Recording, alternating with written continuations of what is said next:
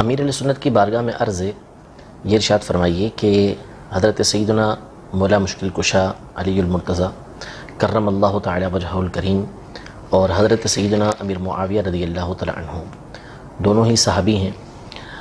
ان دونوں کا مقام و مرتبہ ہے، فضیلتیں ہیں۔ یہ ارشاد فرمائیں کہ ان دونوں میں فضیلت کس کو حاصل ہے، افضل کون ہے؟ حضرت سیدنا مولا مشکل کشا علی المرتضیٰ شیر خدا کرم اللہ تعالی وجہ الکریم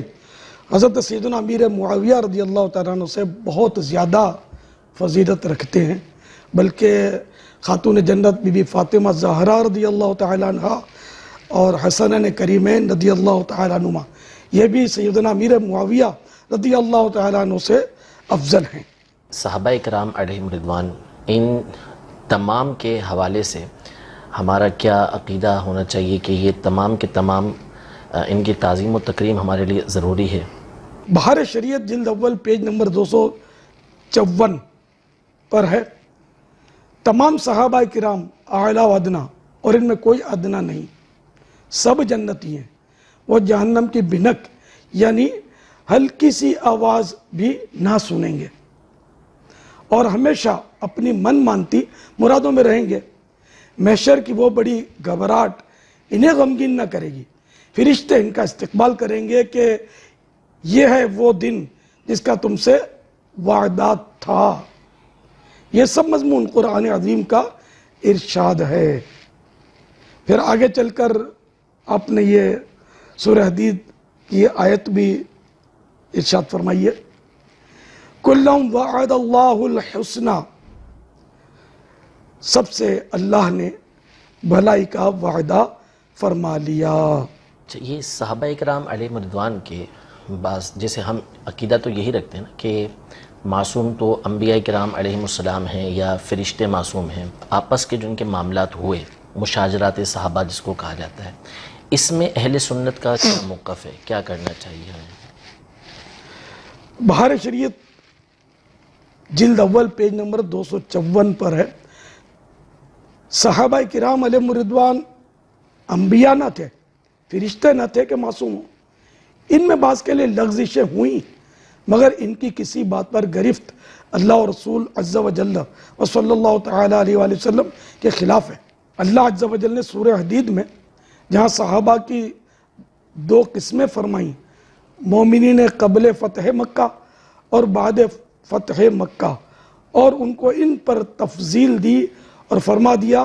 کُلًّا وعد اللہ الحسنى، یعنی سب سے اللہ نے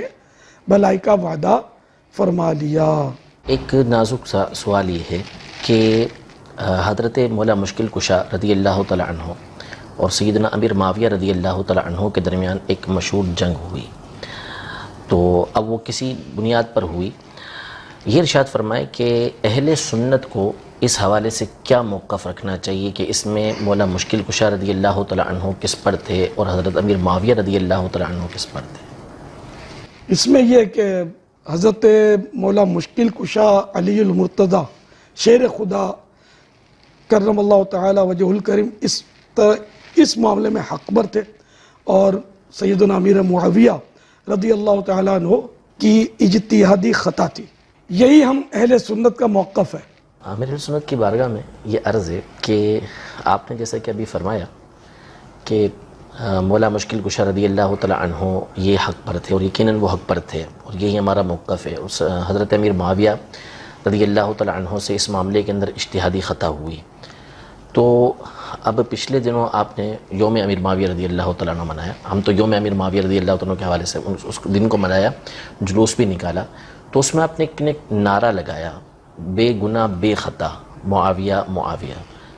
تو یہ جب ہم اپنا موقف بیان کر رہے ہیں اور یہی ہمارا موقف ہے، امام اہل سنت کی آپ تعلیمات بیان کرتے ہیں اور یہی آپ ہمیشہ ہمیں بھی سکھاتے آئے ہیں کہ ہم ہی رضوی،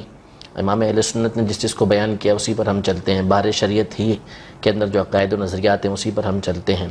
تو جب ہمارا موقف ہی ہے کہ مولا مشکل کشا رضی اللہ تعالیٰ عنہ حق پر تھے، امیر معاویہ رضی اللہ تعالیٰ عنہ سے یہاں پر اجتہادی خطا ہوئی ہے، تو پھر اس نعرے کا کیا مطلب کہ بے گناہ بے خطا معاویہ معاویہ؟ گناہ معصیت اللہ کی نافرمانی ہے، تو میں نے ان مانو کر کے ہمارا عقیدہ یہ ہے کہ سب کے سب صحابہ کرام علیہم الرضوان عادل ہیں. اگر ان میں سے کسی سے خطائے معصیت سرزد ہو بھی گئی تو وہ اس پر برقرار نہ رہے بلکہ رجوع فرما لیا. اس حوالے سے میں نے ان کو بے خطا اور بے گناہ کہا. اور اجتہادی خطا یہ معصیت نہیں کہلاتی بلکہ اجتہادی خطا پر تو ایک اجر ہے، جو کہ حدیثوں میں علماء سب سمجھتے ہیں ان چیزوں کو کہ اجتہادی خطا اگر مجتہد کرے تو اس پر بھی اس کو اجر ملتا ہے. تو میری مراد یہاں بے خطا بے گناہ سے رب کی معصیت. واللہ تعالی اعلم ورسولہ اعلم عز وجل وصلی اللہ تعالی علیہ وآلہ وسلم. صلو علی الحبیب صلی اللہ تعالی علی محمد.